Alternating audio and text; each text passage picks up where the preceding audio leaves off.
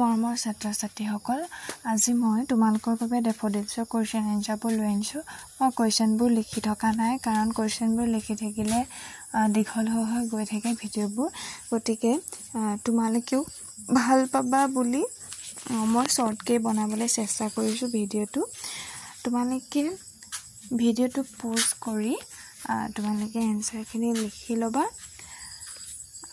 আৰু যদি তোমালোকক অসমীয়াত বুজাই দিব লাগে তেতিয়াহ'লে তোমালোকে মোক কমেণ্ট কৰি জনাবা পিছৰ ভিডিঅ'টো। তেতিয়া মই কমেণ্ট কৰি পিছৰ ভিডিঅ'টোত মই তেতিয়া অসমীয়াত বুজাই দিবলৈ চেষ্টা কৰিম।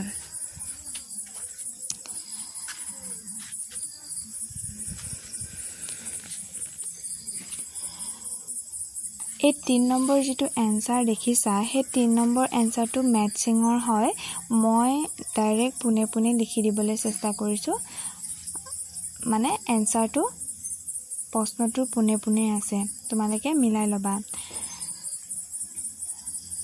4 নম্বৰৰ গোটেইখিনি দিয়া হৈ আছে, ABCDEFGH গোটেইকেইটা দিয়া হৈ আছে, তোমালোকে মিলাই লিখিবা।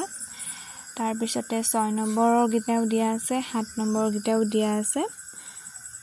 5 নম্বৰটো ইমান ইম্পৰ্টেণ্ট নহয় বাবে মই দিয়া নাই।